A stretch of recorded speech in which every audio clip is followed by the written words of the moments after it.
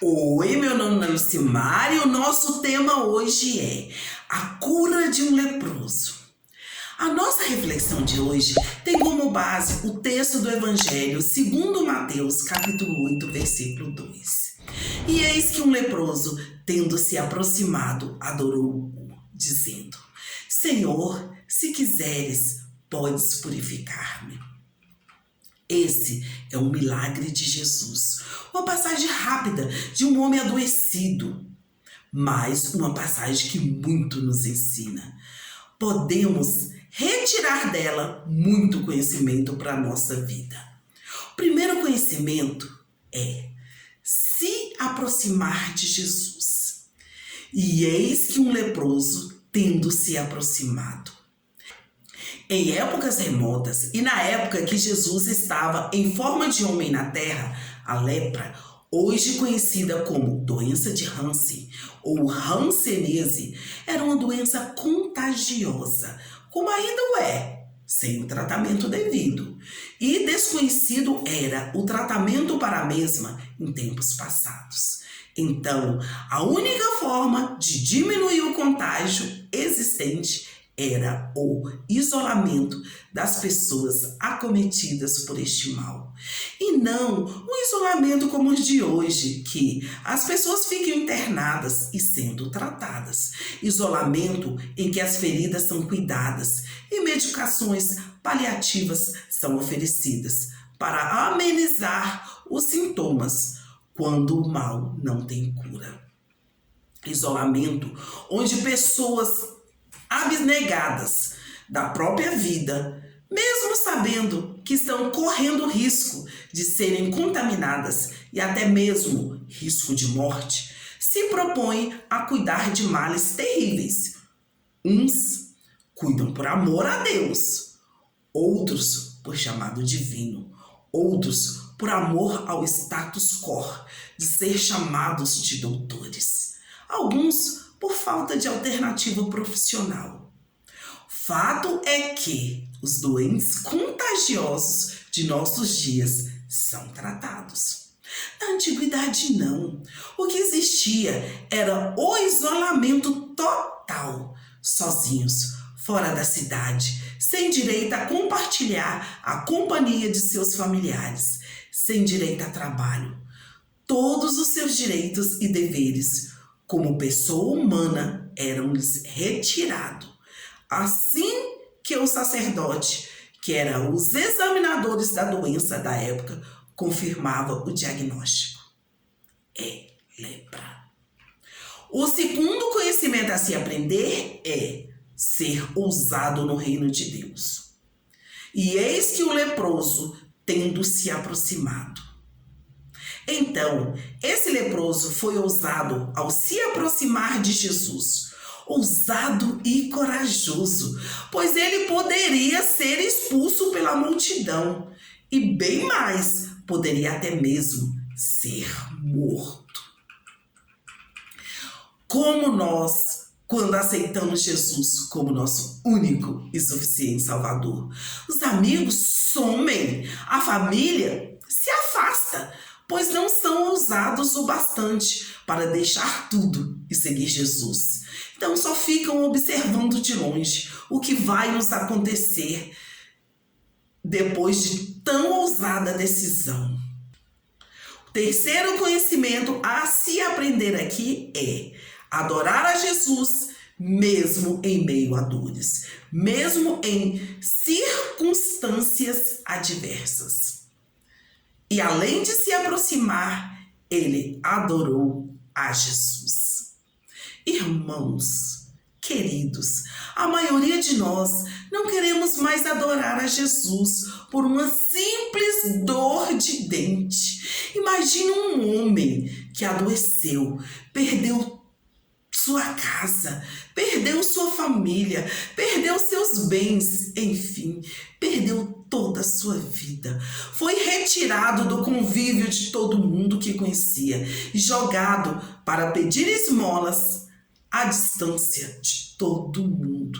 Nunca mais ele poderia tocar em alguém. Nunca mais ele sentiria um abraço. Nunca mão.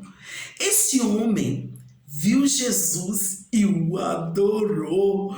O que aprendemos com ele? Que nenhuma luta, nenhuma provação pode nos afastar de Jesus. Aliás, é neste momento que temos que nos aproximar mais ainda de Jesus.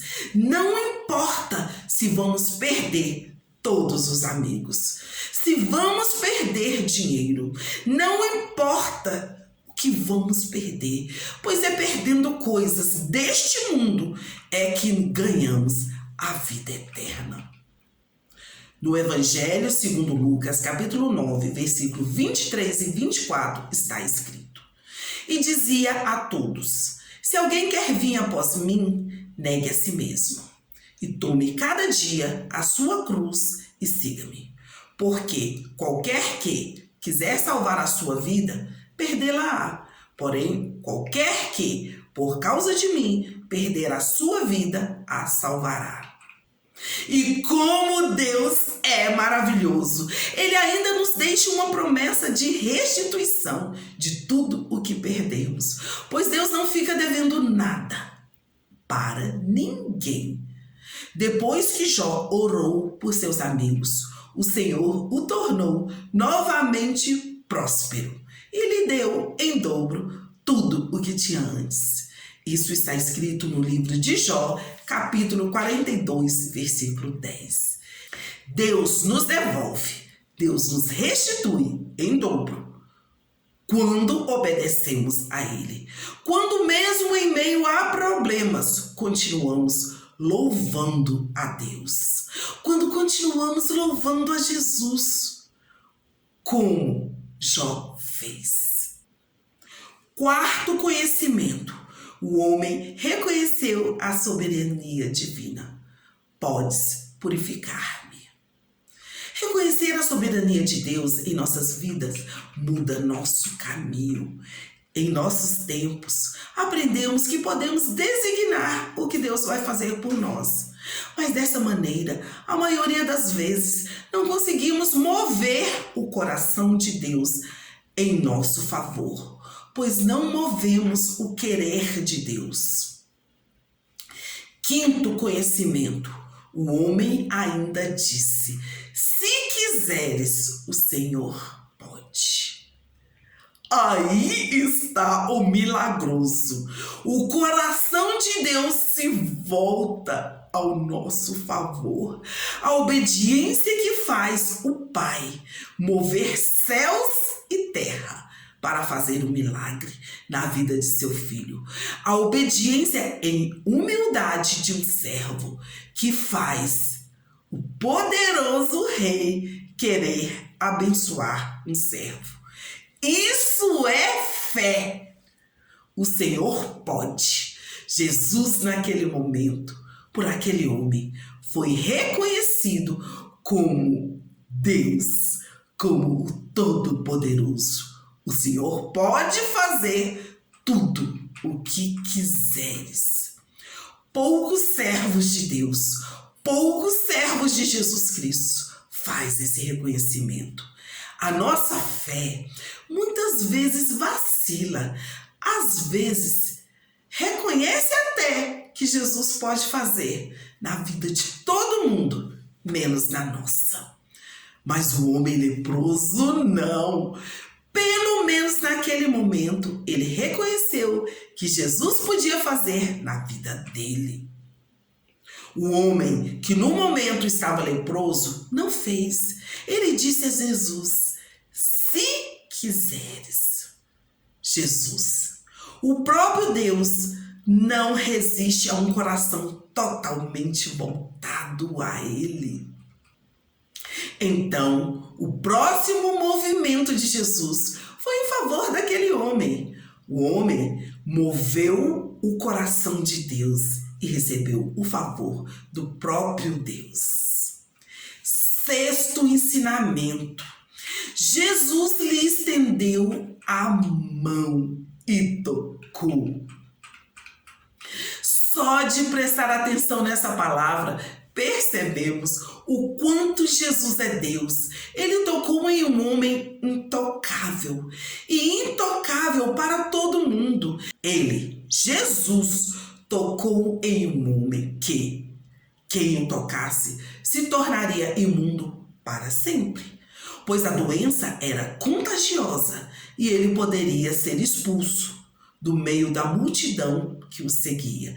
Ele poderia ser expulso dos discípulos, de seus discípulos que o seguiam. Mas a doença não é nada perto do próprio Deus. E a doença não passou para Jesus, mas o poder miraculoso de Jesus acabou com aquela doença.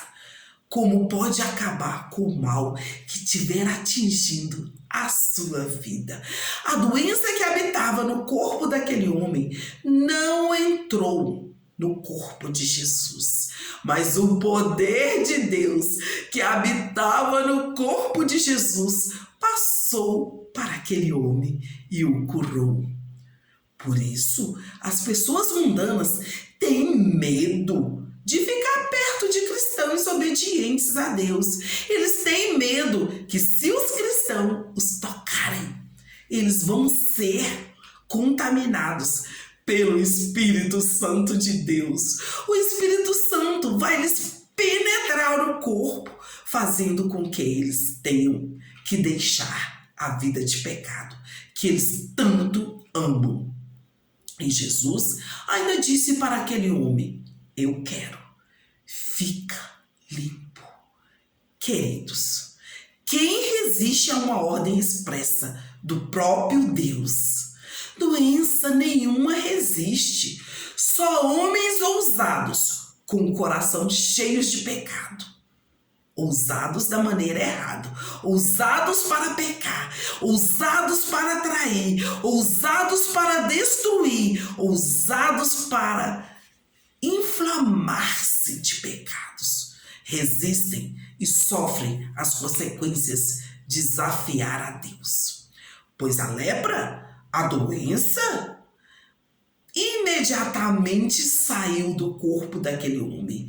E o melhor, nem chegou perto de Jesus, nem chegou perto de seus discípulos, nem chegou perto da multidão que os acompanhavam.